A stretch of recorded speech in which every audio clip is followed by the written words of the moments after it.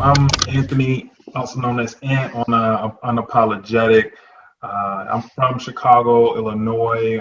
Grew up there. I'm assuming you guys will. You get a little excited. Eventually moved out to the south suburbs and been in the suburbs since then. Kind of how I got into this whole thing on Unapologetic with BT is just everything going on in society. It's just kind of impossible to not notice it and have some type of empathy towards what's going on, even if it doesn't direct you it directly. So just seeing everything that's going on, just having one of my ways of just kind of releasing some of that stress is having candid conversations with BT, what I'm feeling and hearing what he's feeling. And just one day I was like, you know what, man, like I think we should have this conversation, have the same candid, casual conversation, but let's record it. Who knows who we can enlighten, who can take away something from it, or maybe we can learn something, from people comment and let us know their feelings and thoughts towards something. And we just took it from there. He didn't even question it. He was ready, full go. Found our camera guy. Shout out to Eddie. He's been doing great work for us. And Yes, we sir. just now we're here with you. So we must be doing well, heading in the right direction. Yep. So thank you again for having us on. Similar to Ant's background, grew up in the suburbs. So majority of my life I lived in the north suburbs of Mount Prospect and Gurnee area. Shout out to Six Flags. So I was out there for a bit, probably until college came, and then I lived in DeKalb. Then I moved back to the suburbs where I lived with Anthony for a little bit, and now I'm in Chicago. Um, Part of the background of how I got um, to speaking with Ant and creating the show was, obviously he reached out to me with this idea. He felt that he had a calling.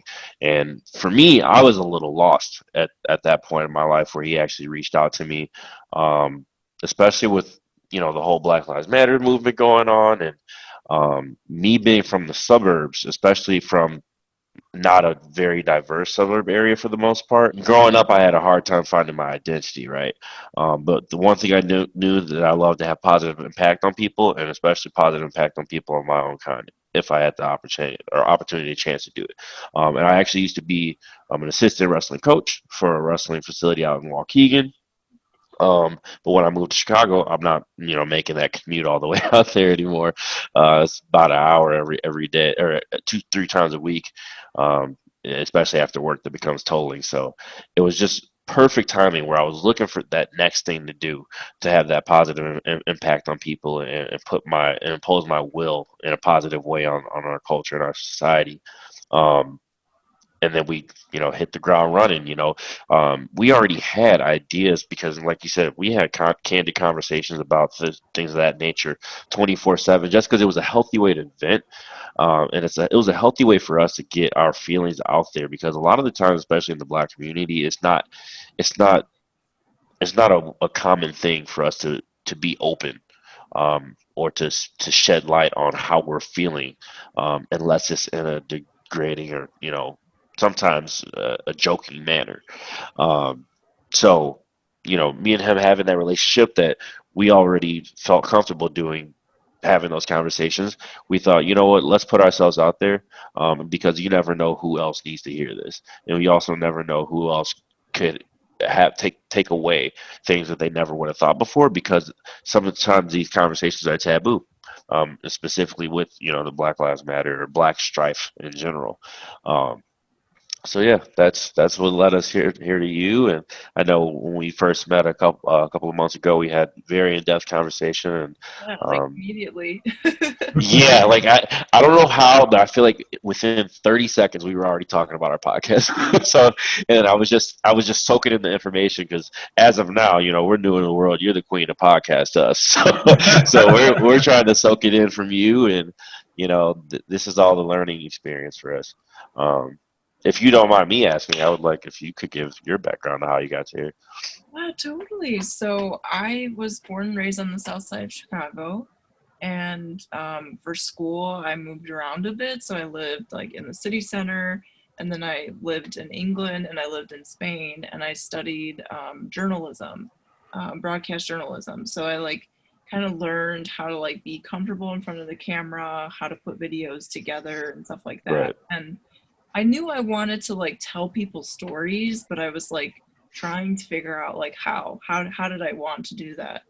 I always had like a deep interest in psychology, and I also always felt really strongly about like different like social justice issues, you know, ranging from like race issues, women's issues, and LGBTQ rights and stuff. Yep. So I was always like, okay, there was always something in my heart that felt like very passionate about those things. So when I decided to get my master's, I was like, okay, I'm going to study psychology because I think that I want to tell people stories from a more psychological angle. So when people hear these stories, they can kind of process and think like, well, how has this person's story helped me to understand my story more? So when I was kind of thinking like, well, how am I going to combine these two things? I was like, oh, maybe I can do it on YouTube because nobody else is really doing that yet. And for a while, I actually tried like finding people who would sponsor me. I tried finding like grants to do things. And I was just kind of like, why don't I just put it out there? I was like, I'm just going to put it out there. I'm going to keep growing my following. I was like, and maybe then I'll have something to really show somebody. What particular social issues do you feel most passionate about and why? For me, I say the one I feel most passionate about is systemic racism. And the reason I choose that one is because, I mean, like there's the direct racism or indirect racism that you can receive day in and day out. It's like, okay, you can go the other way, you can go home or go about your business, and, just kind of let it roll off. Now, whereas systemic racism, on the other hand, there's no escaping that. You have to live in society, you have to conform to society to certain degrees, and there are certain things that you're going to be faced with that you just simply can't avoid because it is a part of the system. Now and that's a wide-ranging thing. It goes from being incarcerated, as far as not having fair representation or given sentences that aren't parallel to people that are not Black, for example, when they get lesser sentences, or just having an equal opportunity chance at a promotion at your job. So it's very wide ranging, and it's something that you can't escape. You have to deal with it on a day in and day out basis. And there's so many things that needs to be looked at and amended and changed over time. It's like you can't just tackle all of it at once. Like we have to, piece by piece, try to, one, make it apparent that it is an issue, and then two, start to develop that solution and then implement it. So it's a lot that goes into it, and there's just so many areas of improvement within it. But I would say systemic racism is the biggest thing for me because you just simply can't escape it. You have to deal with it on a day in and day out basis. That's and obviously me and him align a lot of the times, and we don't agree on everything. Obviously, you see us bicker sometimes on our podcast, but the biggest thing for me, it revolves around racial education. Um, there's a lot of subjects and taboos that, like I said, people don't like to talk about, and it's just an uncomfortable thing or subject to talk about, and it needs to be brought to light, right? Those conversations shouldn't be as uncomfortable as it is in 2020. We've been dealing with race issues in our country for ever. You can't really narrow it down to one decade specifically, but if you want to talk to Black civil rights in general, since 65, right? Before 65, we weren't even considered really human beings at all. We were sprayed with hoses and hung in the streets and everything like that, right? And you would figure, and obviously there's a lot of progression, but as Ant says, there's a lot of stuff systemically or subconsciously that happens behind the scenes and people's thought process day in and day out that they don't even realize because they're ignorant to it. And something that I consistently preach to people from both sides that there is such thing as willful ignorance. Somebody's not bred a racist just because they don't understand the Black people's strife, they don't understand the Black struggle, and they don't understand the things that we face because that's not a reality to them. And enlightening those people and pushing them further so that they can have at least some type of tangible context that they can make their own decisions and thoughts on what their position is on things. That's the biggest thing that I that I would like to impose, or the issues that I like to tackle. And that's from both sides of the spectrum as well, because there's people within our race that are also blind to a lot of things that they don't have the opportunity to view because they never grew up in those areas to experience it. Hey, not all white people are bad, or not all white people are out to get you, or anything like that. Me growing up, and being brought up in a suburban school system in a public school, I had I have the opportunity between my family, cousins, and my best friends, and playing sports to experience those interactions between white and blacks, to know that it's not the way that sometimes they frame it. And that's between a perception of somebody of and I stature that have a lot that have white friends as well, that they assume that you're not for the culture, you don't love being black, you don't appreciate black. And those are things that push me to really want to tackle those issues.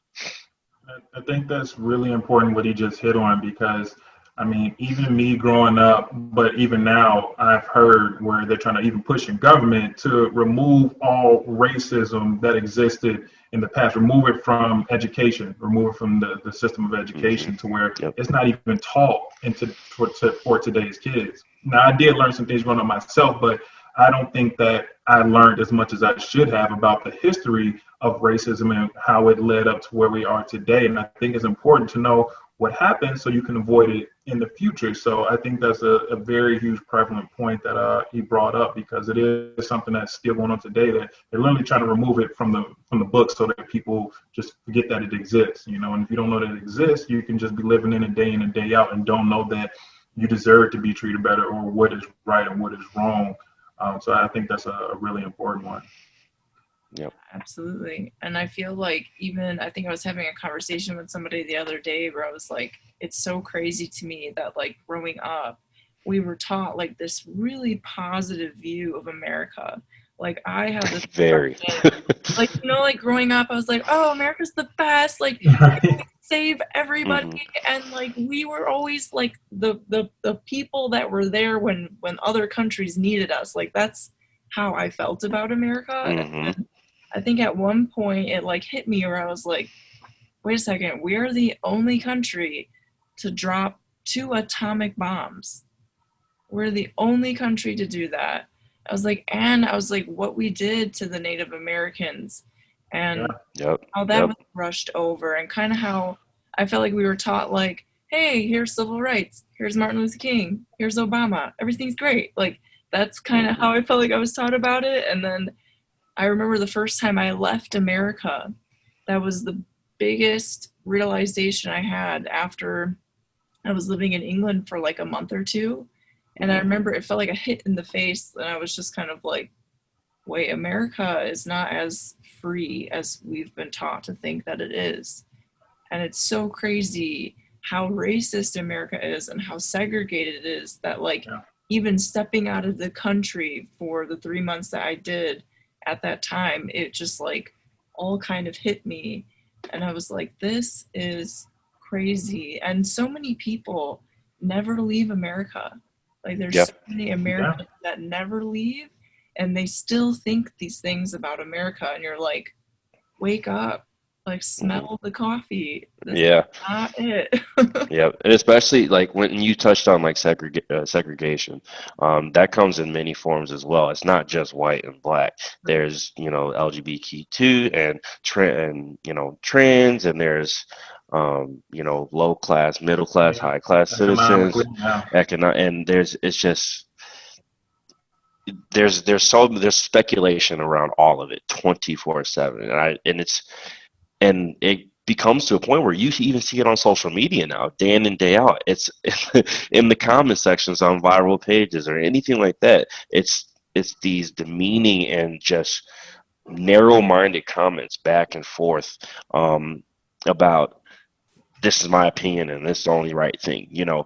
That's a negligent way to carry yourself and to think about life in general, especially because everybody has the whole theme behind America is the melting pot, right? Quote unquote. This is a simulation of multiple and many cultures and colors, because it wasn't created by itself. It was created on the hands and backs of immigrants. So at some point, this country took a turn and was just like, yeah, we're this one specific genome and type of person we're the cream of the crop.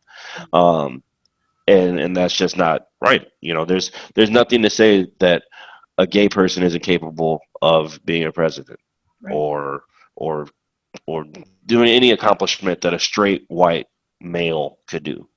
Um, and that's, and like you said, and like you said, in education, growing up in those systems, it's just kind of sugar coated. This is basically like Go America propaganda.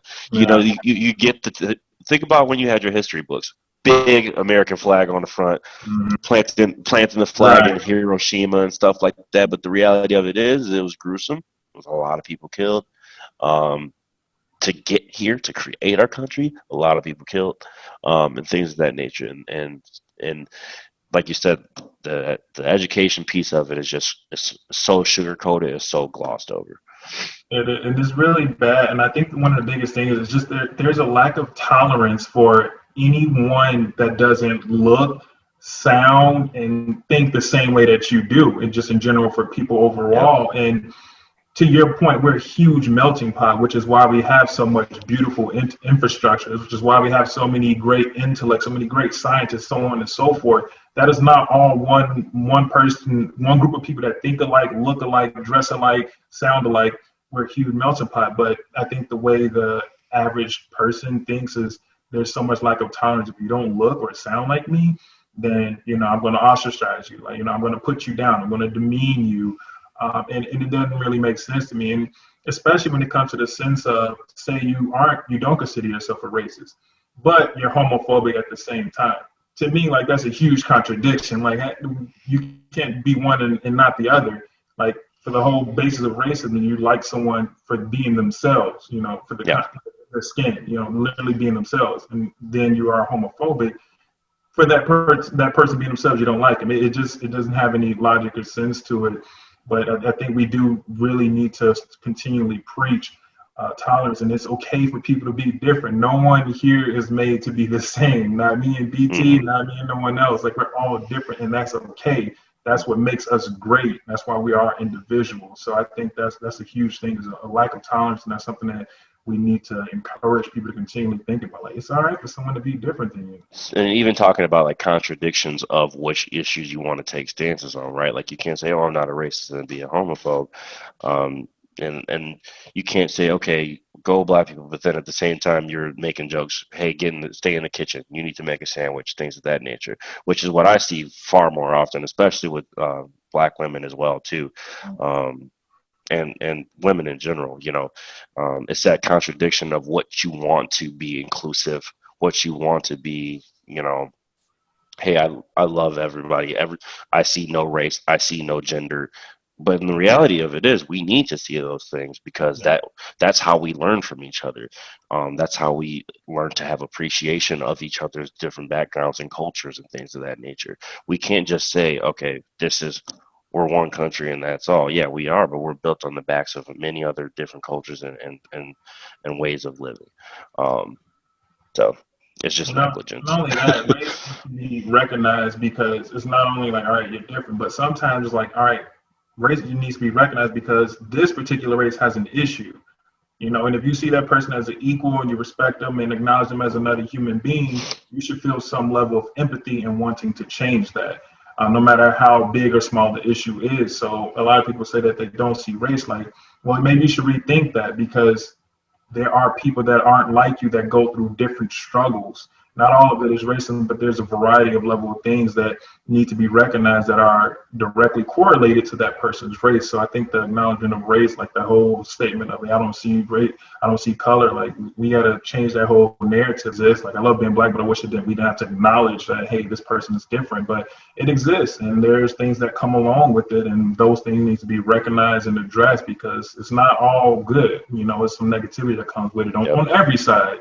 Absolutely. And I think that the reason, at least like from talking to certain people and kind of like seeing their hesitations to say things, it's like because we've attached like negative connotations to recognizing, oh, this person is Mexican, this person is Black, this she's a woman. Like I feel like people think like, oh, it's like maybe politically incorrect for me to state like how this person looks, and it's like, no, it's not a negative thing to say like, yeah, I'm Mexican, yeah, that person is Black. Like there's not a negative thing to acknowledge that. It's like what's negative is the connotations that we put around, you know, being able to talk about. I think what people think, you know, talking about race and stuff is a sensitive subject, because I think a lot of people are afraid to talk about it because they're afraid to face their view of it. It's not about talking about race. It's about maybe potentially facing these very ugly views that you have towards, you know, these particular races. No, that's a good point, because at the end of the day, I think it's all about growth. And I'm a firm believer, like the best way to grow and the fast way to grow is to be uncomfortable. So to your point, you probably want to avoid that conversation because you're going to have to be uncomfortable and be true with yourself as far as what you say, think, and do, or what you allow around you to happen. So I think that's a very great point. And we have to get uncomfortable with these uncomfortable conversations and have them more candidly and more often, and without being scared. And sometimes I've even run into other people that aren't Black, and they share views of the Black Lives Matter movement, but they're just scared to even offer their views because they don't know if it's right for them to say it. Like, no, it's okay. Get uncomfortable. Like we need that. We can't overcome what we're going through right now in society as far as those issues are concerned without the help of other people. And it's not just for Black people, you know, Mexicans as well. Like they have issues as well. It's okay to acknowledge that, speak with them or speak to others about their issues in an effort to change in the right direction. So everyone has to get uncomfortable to have these conversations so that we can all grow. So what challenges have you come up against fighting for these issues and advocating for these issues? Me personally, I haven't received a ton of, as far as negative feedback. It's more of nitpicking about little things that BTRI say, but nothing like grand. I would say one of the biggest issues is just lack of support. I don't think that people realize how easy it is to support someone, one of your peers, someone within your community. It's not always fiscally, financially. Sometimes it's word of mouth. Sometimes it could be a like, a share, letting it view for 30 seconds, whatever the case may be. I think there's just a lack of support, and partially just maybe some people don't take the subject matter serious enough to realize, like, you know, the times that we're in and the severity of it. But I just think the lack of support has been, I wouldn't say I'm surprised by it, but it's different when you're actually in it. This is the first time I've been on this type of platform. I agree, yeah. You would feel the effects of support, whether it be good, bad, or indifferent. So I think that just being in this element right now, I feel that that the lack of support is there and is very prevalent. And it's surprising. Some people are like, oh, I know this person will support me by doing whatever, you know, in any myriad of ways, and they don't. It's like, oh, wow, I didn't see that coming. So I think lack of support is the biggest issue that I face. Yeah, I agree on that. I don't need to beat a dead horse. I mean, you know, one of the biggest things I'll speak to that is that, you know, when after George Floyd passed away, unfortunately, there was a big, you know, social media wave for posting education facts and videos and other scenarios of people that died at the hands of cops, you know, unjustly, and just a lot of people coming out saying they're allies, and, you know, trying to portray this image that at the time was really a fad when you look back on it, for people showing their support to Black people. Then it fades away, or faded away, and then we come back and we, you know, like I said, we're part of the reason why we made it is just because, like we said, we feel like there is an audience that wants to listen and that needs to hear, right? So we're not looking to get famous. If it happens, it happens. You know, this is something that we want to do to the benefit of not just ourselves, but everybody else around us. But then we actually take that step and we make it. it takes 2 seconds to share somebody's post of something that you claim that you support through the months of May, June, July when all this stuff was happening. And then now it doesn't fit the cool thing or the fad agenda to do, or it's not the hot top news subject anymore. So it's not something that you feel like you need to put on your social medias to portray yourself as. So I completely agree with you on that. Um, the challenge that I would say is just willful ignorance. There are people that I know that they're not stupid people. But they don't want to, they're not actively listening when they listen to the podcast. We're not trying to pick, this is not a political thing. This is a human rights thing. This is, this is, bigger than Biden and Trump. We don't care about that. We care about what is going to be done to help us propel as a nation to get on the same page, right? Biden very well may come in there and not do it, and not help bridge the gap. But as we're going through these things, it's starting to become a reality to me that there are people that just have their agenda. They know what they already seen from random YouTube clips, or their uncle shared something on Facebook, that they're taking as laws or facts, and they want to just become combative, instead of saying, hey, I acknowledge your feelings towards this. I didn't know you felt this way. What do you think about this data that I found or saw? There's not enough or more enough of that healthy conversation or dialogue, because like I went to school to be a comms major, specifically with corporate communication and diversity of communication as well. Like there's no middle ground, or there's no working to a middle ground with some of these conversations. It's more or less like, hey, I'm trying to communicate with you in this way, but you're coming back with, what about this? What about this? What about this? Mm. Which I'm obviously, like, I went to school to learn how to digest, take some of the truths that could be from there, and engage in open debate and conversation back and forth. There's not enough people that want to engage in that. They have an agenda, they have a mindset they want to stick to, and they're not open to that idea. So when I say ignorance, that's willful. They have the intentions on ignoring what you're trying to say for the betterment of their agenda, as opposed to just ignorance, which is the reason why, me personally, I took the step to be on the podcast, is that people just sometimes don't know. My girlfriend, she grew up in an area with no black people. I mean, they literally maybe saw a black person once a year when they go to Six Flags. I mean, it's that thing. You know what I'm saying? So, um, even just relating with her, and she's grown and learned so much more, and she has more to grow. Can't find out everything about the black culture community in 4 years. So, but those are the people that have been reaching out, which is also gratifying as well. That they are coming back and saying, hey, I never knew this. I never thought about this in that manner. And what do you think about this? I always thought this. Things of that nature. So that's at the end of the day, that's what you can hang your hat on. But there's always going to be those people that want to challenge you. They're built for Facebook and social media arguing. That's Just all they argue. want to do. Right? That's just all they want to do. They don't want to hear the other side of things. So I would honestly say that my biggest challenge has been trolls and people who yeah, just want to assert some kind of superiority over my perspective. And like, it's been a little disheartening because some of it has been people who were my friends.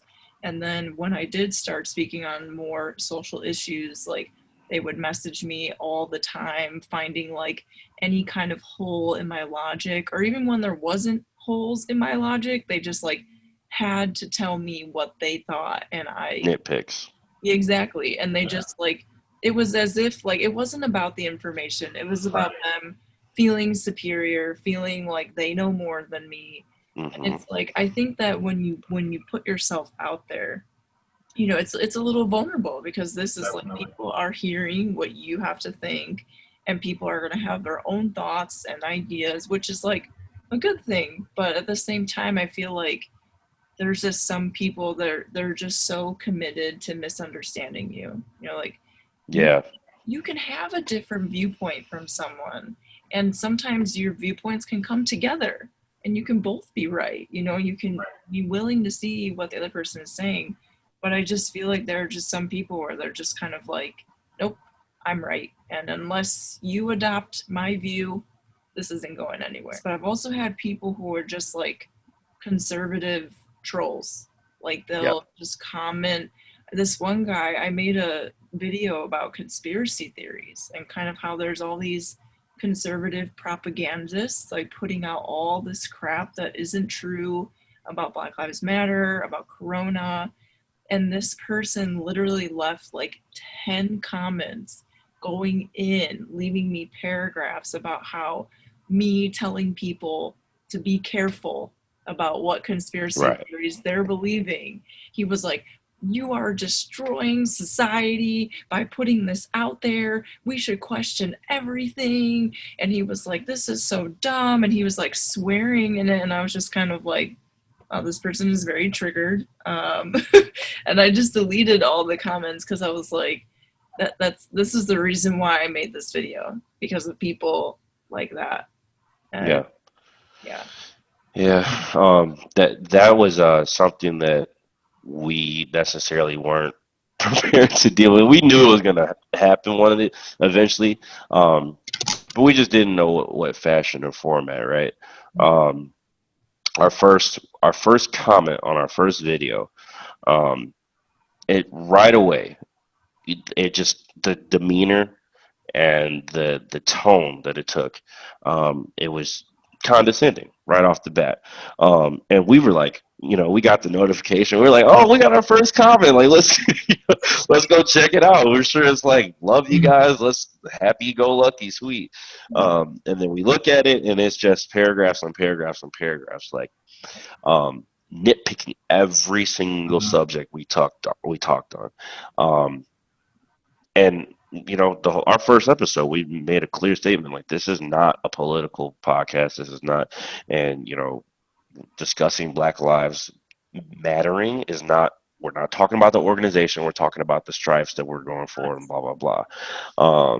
And we even went so far to go in depth to differentiate what the organization was, as opposed to what the concept of it really is. And the same issue. He went on a run. Like, he was just like, they're fascists, blah blah blah. This kind of like, okay, well, you clearly didn't try to actively listen. The theme of our podcast is being unapologetic and having those candid conversations that you don't generally do. So, and in that nature, we want to have those open conversations back and forth. So we responded very candidly, very respectfully, acknowledging his points. Hey, I understand that you said this, but here, let me give you a little bit of context of what we meant. This, you took this out of context, all that stuff. He probably replied to maybe one thing that I said out of the whole reply, and then just went on, was just, put another tangent about Black people. And I'm just like, okay, well, you obviously have this agenda that you just don't want to hear Black people's voices. And I'm not going to go back and forth with you on that. I'm simply not. I have, through this whole process, I've had a lot of patience with having conversations with people that don't want to hear it, or they think it's BS, or anything like that. And I'll sit and I'll speak to it. But if you're not acknowledging at least the fact that I have the right to feel this way because I grew up this way, I understand this, and you aren't Black, and there's just a certain atonement of it that you just will never resonate with because you're not Black. If you can't acknowledge that, then what are we talking about? At the end of the day, there's things that I'll never understand because I'm not white. Raisins and peach cobbler, anything like that. So, I don't know. There's things that I'll just never understand and resonate with, and that's okay. And that's the hump that we have to get over, that there's okay for people to be different and have opposing views, and they're not the devil, they're not snowflakes or whatever the hell you want to call us, and that's the end of it.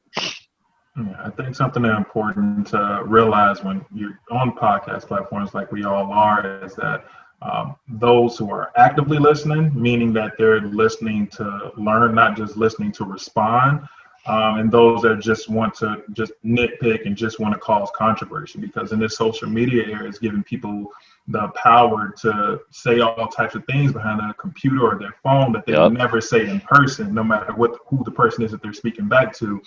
So they're going to say things that are completely out of pocket, disrespectful, or tone or demeanor, to BT's point. I mean, to the point where the one that BT's referring to, the guy we went as far as to say that we should feel privileged that he even took the time to comment on our video and watch it. Yeah, so that type of tone and demeanor, people have that level of confidence on social media. So I think it's important to differentiate the two, though, and understand that people are actually looking to have a healthy educational, whether it be debate or just exchange point of views, and those who are just literally looking to your point, just troll. Because I mean, those type of people can drive you crazy, because there's always going to be a troll. No matter how much progress we have, there's always going to be a troll. So it's difficult to ignore, but I definitely think just focusing on the people that are wanting to engage genuinely and just learn, or maybe try to and share their views with you and vice versa. I think that's the key to trying to avoid some of this madness that just exists naturally on social media. Yeah. I actually have a question for you though. So I follow you on social media.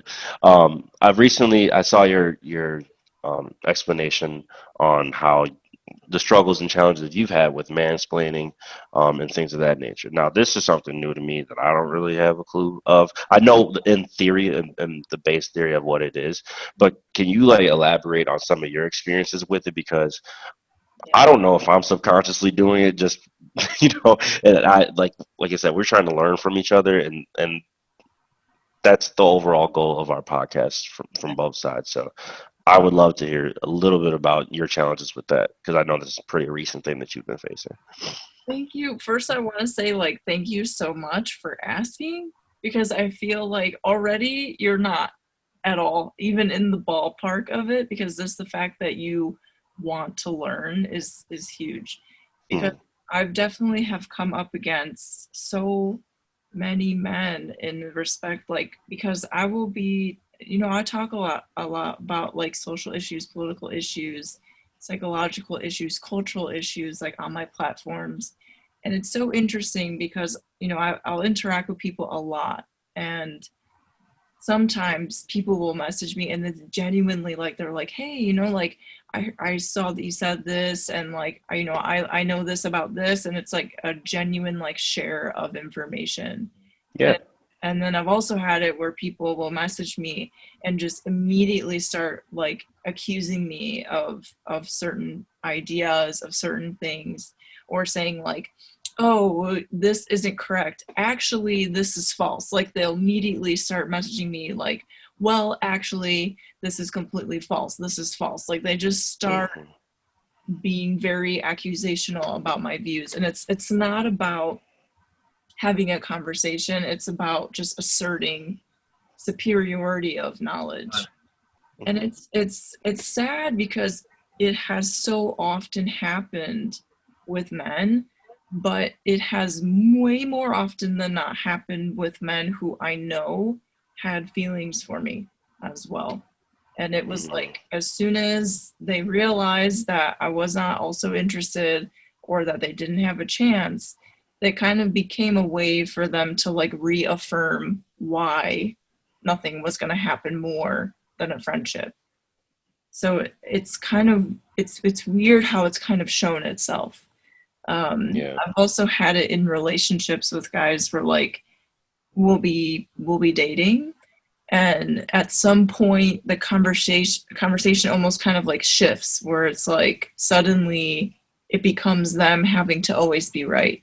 And it's less about, again, it's less about this exchange of ideas and more about I have to be right. I have to know more than you. And I can't accept that maybe you might know a little bit more about a certain subject than me. Right.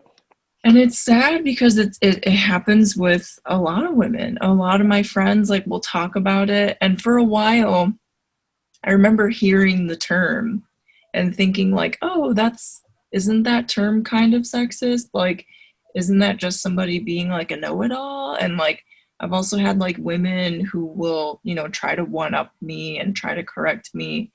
But then as I got older and continued to have more experiences and moved through the world, I was like, wow, this is a really common phenomena.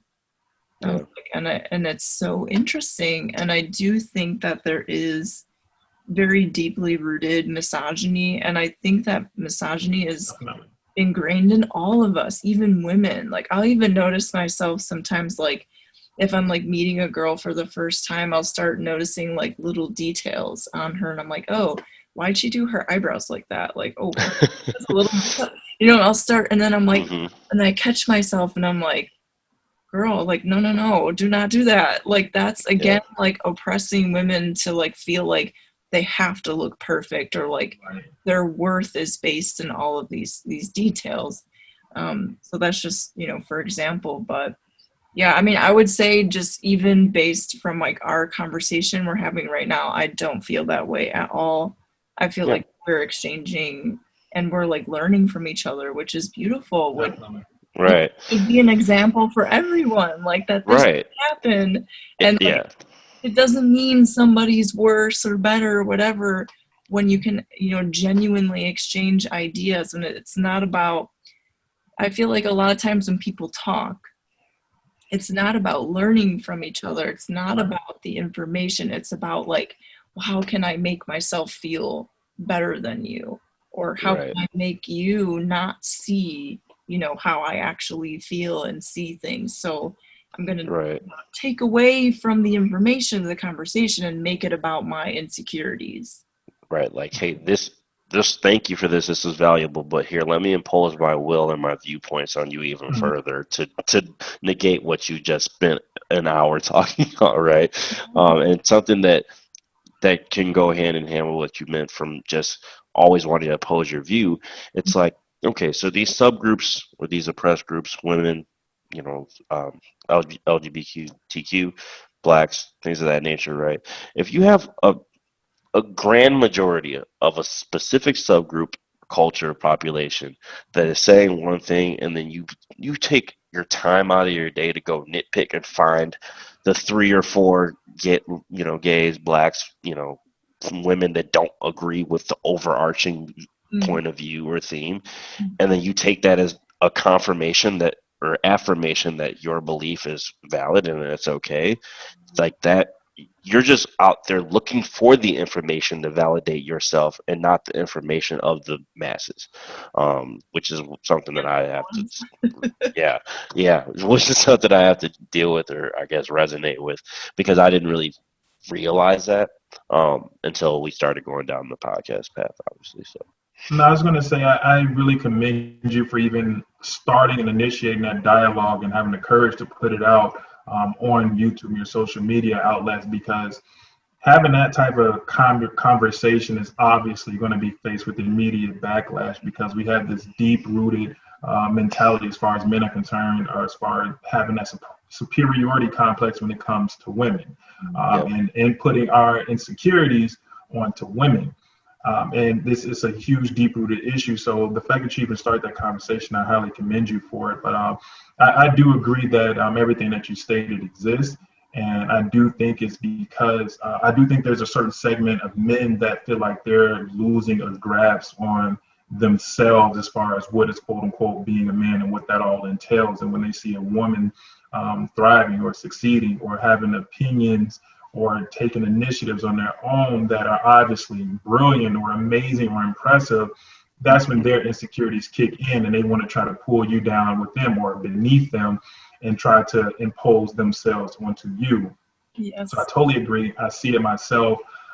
And that's actually a conversation that I wanted to have with BT on our show, but I definitely wanted to wait until we got a female on that, because I want a female's perspective, because I know what I see, but I also want to hear from a woman. So I'm glad we're having this conversation, but it's definitely something that I see and something that I do think needs to change, because it's 2020. A lot of things have changed, including how men should look at women. I think there's still this myth as far as, the old typical women must be in the kitchen or stay at home with the babies and the man goes to work. Like, there's so many women that flip that role with their men. There's some women that are breadwinners. There's some women that do all the work and stuff like that, and don't do cleaning or don't do the laundry. Like, this is flipped. There's no set standard on, there's no set standard on how a person is. There's no set standard on how women should act or a man should act. Those roles can easily flip. Like in my household, like I do the cleaning. Some people may not know that. Like my girlfriend, she doesn't do the cleaning. I do the cleaning, and that's okay. You know, there's no set standard or role in which a man and woman should have to be in. So I definitely commend you for starting that conversation. It's a very important one to have. Yep. Thank you so much. I mean, it's huge. I mean, like, just like it really means so much to me that you guys are willing to talk to me about that, because I feel like for the most part I've been met with so much resistance when I speak about it, and men are like, no, that's not what it is, or they're like, no, it's just certain guys are know-it-alls, and it's like, I'm like, no, I'm like, but why does it happen so much, you know, like, and why does it happen so much in these contexts, and like, why does it happen so much when it comes to politics, you know? And I feel like politics, especially in America, has been something that's so, you know, like we said, like straight white men are so overly represented in politics. And, you know, and I think when it comes to politics, I think men feel like a feeling of like, no, this is my territory. Who do you think you are talking about politics? Yeah. You know, and it's like, actually, I went to school, and actually, I know stuff. So, Yep. The other thing that I've learned just speaking to women throughout life, especially in my adult years, is just listening to them intimately, kind of speaking candidly, like how you are. When men act like that towards women, it can be very, very intimidating. When you're trying to speak, someone constantly cutting you off, or someone being aggressive, whether it be physically or verbally, or imposing their ideas on you, or maybe stealing your ideas. Like I've learned that in my conversation with women, it can be very, very intimidating. I'm just thinking to myself, I pride myself in trying to put myself in other people's shoes, like, because I don't see that happening to myself, like, just because I've never experienced that. I don't see that happen, but I put myself in their shoes. I'm like, God, I can imagine feeling this way every day, you know, scared to speak, you know, scared to have my own thoughts and ideas, or do my own thing, or I fear someone's going to try to impose themselves on me, whether it be physically or verbally. It's really disgusting, to be honest with you, just having conversation with women that I've had, just hearing what they've had to deal with mentally, at the very least, just mentally, it's exhausting. And I couldn't imagine having to deal with that day in and day out. Yeah, especially like when you speak towards the mental part with like mental abuse. Like I didn't know that it was a thing at all. I was just like, oh, he didn't hit her. You know, she could toughen up and take it. You know, and that's obviously part of my growth. You know, being able to acknowledge that that's a wrong point of view, and you know that is a thing, because me growing up, I didn't acknowledge mental health at all for myself, so I didn't know that it can actually be a burden on somebody, right? Because I feel like even nowadays, you know, we're in 2020, people should know better, know these things. But there's still a lot of people that go, oh, you know, let's say for a domestic, you know, abusive relationship, whether that's mental or physical, they'll say, well, she should just pack up and leave. Well, she should know better. Like, why shouldn't she, you know, and it's not that easy. I've seen people that are not in mental or physical abusive relationships, that they're just in with a guy that's a piece of crap and he's toxic, right? And they still have a hard time taking that step. And that's between manipulation and controlling and all this other stuff, right? But it that type of mental wear down and abuse is something that we will never be able to speak to or face. So for us as a gender to try to always negate that that's a real thing, it's not fair or reasonable. And you know, and you see it far too often, like you say. It's especially being in college, and you know, me and Anthony met through a fraternity, where sometimes that culture is just cultivated, and it's in that Greek life, you know, community, where it's just like, okay, well, we're just gonna go out and do what we want, and we're gonna talk to women any type of way we want, just that's because we can and we will, and they like that, or they want to be involved with some idea like that. But at the end of the day, that persona, that characteristic, that mindset carries with you. I know a lot of people that still act this way to this day out of college, and because they never had that switch flip. You know, and it's a sad thing to see that resonate, especially, you know, there's men that take pride in their mothers day in and day out. They want to shout them out on social media, Mama, I love you, and you're the best mom ever, but then you go out and you treat women any type of way. You know, and that's the saying, like you should treat the next woman like the way you treat your mama. Like if you can't treat them the way that you with the same respect that you treat your mama. Now that's not saying bow down to every woman that you come into contact with, because not everybody's a good person. Right. If that's that's the reality of it, but Respect them now. yeah, Definitely. the respect should come from a level of humanity, not a level of gender. Like you shouldn't disrespect them just because they're female. If they're being disrespectful, then you know disrespect them back, I guess. I don't know, but but it's just that's just like there's too much hate in people's heart, Mm. and sometimes I feel like it's unconscious or subconscious, um, that people need to work on, but you can't work on it until you acknowledge your own mental and faults and flaws. So. Totally. And I think, like, in a sense, like, I've kind of noticed that through the shifts that we've kind of all been going through as a society, like with acknowledging, systemic racism and acknowledging, like white supremacy and the patriarchy, I'm noticing Hmm. like this kind of like, opposite effect of, people who are like, I don't want to give away my power to Yeah. women. I don't want to give away my power to people who are not white, because they're so used to being in these positions of privilege and power, and to acknowledge that other people deserve the same opportunities as you, that other people deserve the same respect, that they deserve to be treated in the way that you're treated in society. And I feel Hmm. like it's just people who don't want to let go of that power on some level. Yeah. Yeah, I definitely think they're an overarching what you said is basically they're threatened.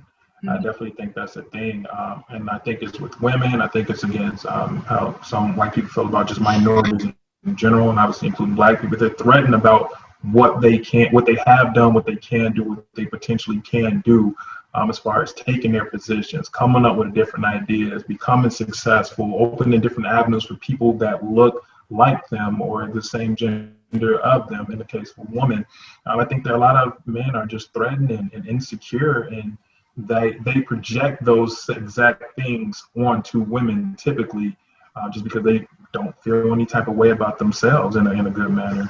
Like yeah, I guess, like, was there a specific moment that just kind of made you feel like, okay, we're gonna do this? Was it because of, recently with the Black Lives Matter movement, or was it a combination of things, or yeah? Yeah, I would say it's a combination of things, but I'd say the grand thing that really put it over the top for me specifically was the George Floyd situation. It's not just because it was a black man killed by police. Like I'm used to that narrative, and sadly I've become numb to it. But living in the social media age, having that visual of the police Hmm. officer's knee on another man's neck while his face is on the pavement. Like, I don't think people really realize like how it feels to have your face on the pavement without any pressure on top of it. Just seeing that, just having that image though, just ingrained in my head, it gave me a myriad of different emotions. And it's like, how do you even process something like that? And just having, like, I don't have any kids, but like having small young nephews, knowing that they're going to see stuff like that on social media and just stuff like you can't avoid it anymore. So many Hmm. kids are forced to see it and things along those lines, on top of all the other just injustices. But that one was the grand moment for me where I just didn't know how to process my emotions, and which led to me speaking to BT about how I felt, and him relaying how he felt, and I just felt the call. I prayed a lot during that time. To be honest with you, I prayed a Yep. lot, Yep. and that's when I felt that I had that calling to take this initiative to start this show with BT, and share our thoughts, perspectives, and feelings toward things. And I think feelings is a huge part because, to BT's point, we don't typically acknowledge our feelings in the Black community, and when Hmm. you do, it's typically frowned upon, and you're seen as weak or less than. So, taking that vulnerable step to put that out there for people that may not understand because they just don't walk in our shoes, I think that is one of the biggest reasons as to why I wanted to get this going. And I think we Hmm. have had some success in that regard. I've had multiple people reach out to myself and BT saying that they have had that self-reflection moment and didn't see it from that perspective. So I take great pleasure in getting those type of messages. But the big moment I would say is the George Floyd moment. Just having that image ingrained in my head is something I'll never forget, unfortunately. Yeah. I actually agree with Ant, but for a different reason. Um, George Floyd, obviously, that just seeing it, like you said, it's heartbreaking. I mean, we see stuff like it, and we've seen it years and years before, Trayvon Martin and Sandra Brown and things of that nature, right? Um, but now more than ever, and this is more or less going back to Ant's comment about being numb, something that we just tuck in the back of our brain for so long, so many years, that it's just the way it is. Um, and we do a good job in our own communities enlightening ourselves and our kids about it, but it's messed up to the fact that we have to still have those conversations with our children about how messed up the world is to our own people. And just going to that, like you said, I don't have kids, but thinking about having to have those conversations, it's like, okay, black people know this as a general consensus, as a general race. Black people know that they'll be targeted. They have strikes to come through. There's hardships that they're going to have to go over that will be harder than the average, let's say, white citizen, correct? Um, but at the same time, why is there not any change happening? Because we're at a point in time, we're enlightening the wrong group. There needs to be something said to that culture that is the oppressor.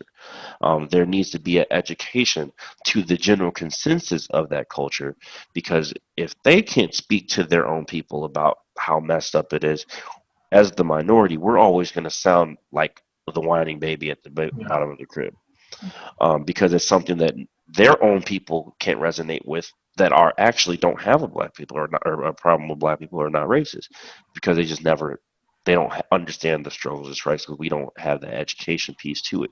So if we can somehow get this ingrained in this generation and the generation under us, um, that they start to have those conversations with their kids, and their kids have those conversations with their kids, about the nature of it, and acknowledging race, like Ant said earlier. Like, you need to acknowledge that it's not, oh, we're all humans, we're all one race, because at the end of the day, it's not. People have different upbringings. Mommy, why does that guy have pants sagging off his butt? Just because he's sagging his pants doesn't mean he's a criminal, or he shouldn't be judged or stereotyped that he's a terrible person or anything like that, right? Those conversations from the other culture and race needs to be brought up, because this, and like I said, I've been so numb to it for the first time ever after the George Floyd thing. I'm reading these comments on social media, and it's just so much ignorance, whether that's willful or not, being spewed in those. Why? Well, if he didn't resist, well, if he wasn't Victim blaming. stealing, and it's just like, and I actually cried. Like, that was the first time I've actually cried from somebody outside of my family that's been affected by anything like this. And I'm just like, there's got to be something to be done, right? And also a realization, like, hey, I'm gonna lose friends over this, people that I thought were my friends, um, because they don't agree with that point of view. Perfectly fine by me, but that's something that I decided that I didn't want to hide behind just being numb to it, and saying that this is the way that it is, and talking to, but Aunt behind closed doors with the, and just so we can vent and get ourselves out there. But there's other people that need to hear this, not just outside, not just our race ourselves. So that was really the big thing, that when Ant called, it was like I said, I prayed on it, just an enlightening, awakening. Not for myself, because like I said, I already know this, but for those that believe that things like that are okay, and that it's not engraved in our system, in our country, and it's not the history and background and backstory of our country. Prayed that there was some type of awakening, and then when Ant called me, it was just like, there it is. I was lost. I was looking for something, to fill that void of giving back, and having that positive impact. Like I said, from not being able to be a wrestling coach anymore, so that thing just I'm all in. So That's so awesome. When I started my channel, I was actually doing a series called Wild Woman. So I followed around 6 women for a summer, and I just told their story from a psychological angle. And I was like, okay, I'm just gonna put it on YouTube and like just see where it goes. And I went to study in England, and while I was there, I was studying analytical psychology. And so in psychology, like the type of therapy you can get, you can have like a counselor, which that's like kind of like your base level therapy where somebody can help you through like a bereavement, or if you're going through like a divorce, like the person kind of counsels you through a particular event. Then you can have like a psychotherapist, which like that person will kind of help you. Say you're like, oh, I feel sad all the time. They're like, oh, okay, well, you have depression, and let's just like kind of talk about your behavior like cognitively. And I feel like that kind of therapy is like you go in and you kind of talk about your day and how you feel, and that's about it. And then you have like the deepest kind of therapy, which is psychoanalysis. So you can be a psychoanalyst. So that's what I learned. That's what I went to school for. And while I was studying it, I realized, like, I was like, wow, this kind of therapy is so expensive. It's so intense. And the people that have access to it tend to have more money and tend to be the people who, yeah, I'm sure they need it as well, but the people who really need it don't have access to it. And it's sad because I think that a lot of people who don't even have the education to articulate their experience, to be able to say like, I need to talk to somebody different about this, about what's going on in my head. And I kind of thought to myself, I was like, what can I do so that I can reach a larger audience, so I can give more people access to these tools that I learned that changed my life. So I was like, maybe I could, really get into my YouTube channel and talk about different topics. And, I think like talking about politics, talking about, women's issues, race issues, LGBTQ issues, like talking about these topics, like all of these things affect our psyche, like all of these things affect like how we see ourselves, how we see the world. And I feel like when we talk about politics, when we talk about these things, it helps us to have awareness of things that could be affecting us. And I feel like that's an important part of analysis, is being able to say like, okay, like there's all these things that affect me. And like, even like our dreams, because that's another thing in analysis where we interpret your dreams, and we go into like ancestral trauma, we go into like, your socioeconomic position, how that might have affected you, your childhood. And so I think like people don't talk about these, deeper things a lot more.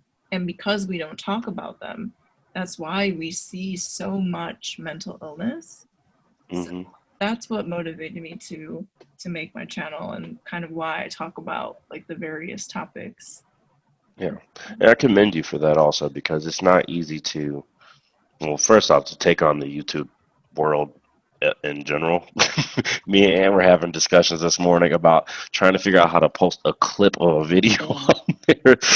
We at times we feel, like it's a big, a big thing to tackle, right? So we commend you for that in general. But having the awareness that you had a bigger calling, um, or having the awareness to tackle and take on those things and change, the trajectory of your podcast, I commend you for, because there's a lot of people that want to just video blog or get famous for doing pranks and stuff that obviously is easy to go viral with nowadays. And having conversations like these, or touching on social issues, like I mentioned earlier, is taboo, and it's uncomfortable for a lot of people. And it's a rabbit hole that people don't want to go down, because like Ant said earlier, it makes you challenge yourself, and it makes you challenge your whole essence and your whole being. And really putting yourself out there. And you cover such a wide variety of topics. It's amazing. That's why I took some time to go back and look through your older episodes, and like you mentioned, I saw the transformation to speaking towards things that are actually relevant and important. Not that anything was wrong with you, documenting your wild out woman trips and stuff like that, but just having the cognitive recognition for bigger calling, that's amazing. Thank you so much. Yeah, thank I you. totally agree, and I don't want to echo the same thing you says because I have the same sentiment. But I love the angle that you took to approach it, the psychological piece. I think that's something. I don't even think it's just solely minorities. I think we as a whole we lack a lot of information about psychology and the importance of understanding why you may act or think the way that you do. Not only that, that to know that however you do act, because some people have what it might be diagnosed as like a mental illness, something along those lines, that it doesn't make you less than. You're just different. You're unique, just like we all are, no matter what your mental state is. So I love that you just took that angle in general as far as the psychology piece of it, because I think it's super important. Is that something that I'm trying to personally educate myself on, because I want to not only know about myself and why I think and process things the way that I do, but also be able to do that with other individuals that I come into contact with and see, hey, they may be acting this way because of this way, or they act this way, so maybe I can talk to them in a different angle or perspective so that they can better understand. So I love that angle that you chose to go, and I think it's very unique and it stands out and something that's much needed because there's a lack of representation when it comes to talking about that type of thing, aside from actual therapists, of course. Yeah. Yeah. Thank you so much. That means a lot to me. What do you hope to accomplish with your channel?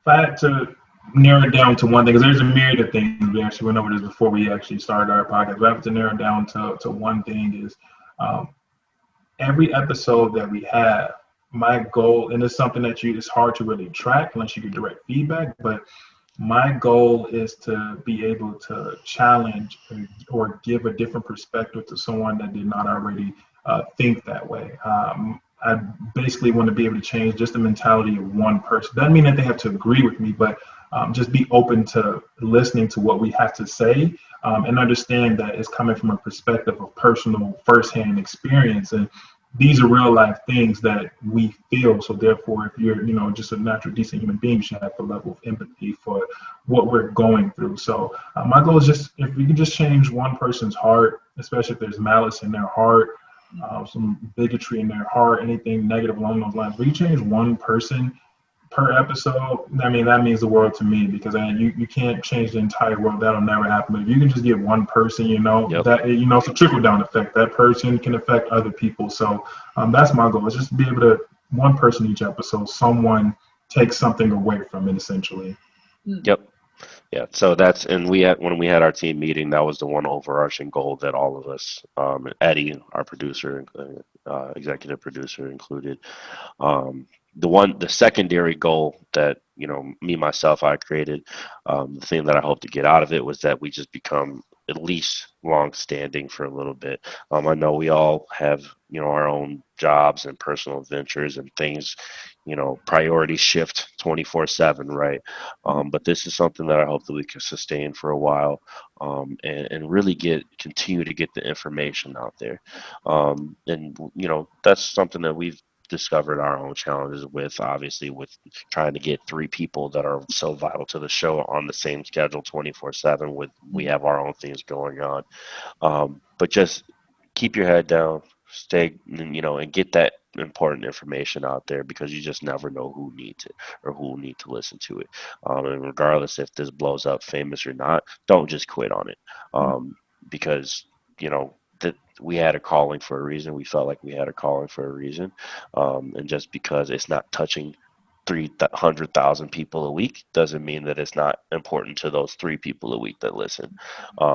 So, basically exactly what Ann said, just trying to touch and affect as many people that don't have that enlightening opportunity, or don't have a source to go to for that enlightening opportunity when it comes to ourselves as a culture, and all the caveats that come with it.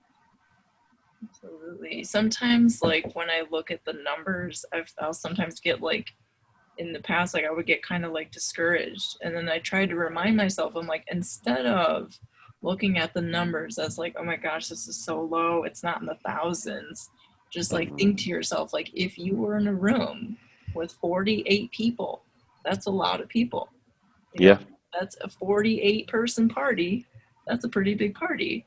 And I just try to like frame my brain like that, because one of the things with YouTube is like every single person that has blown up eventually, they all say that it takes time. It doesn't happen overnight. It's gonna take time. And like my series, I started that like 2 years ago, but then I started Mhm. consistently really doing it since April. So yeah, it takes time, but it's so worth it, especially when you get those It is. messages from people who are like, hey, what you said really helped me. And I'm Yeah. just like, thank you. And I always tell them, like, that means so much to me. It means so much to me. Mhm. So honestly, like my hopes and dreams are very similar to yours. Like I just hope that my perspective can just help someone, and Mhm. like hopefully I do hope that I can reach a large audience. I do, and I hope that this could be what I do so I could give more of myself to it, Yeah. instead of working like 3 different Yeah.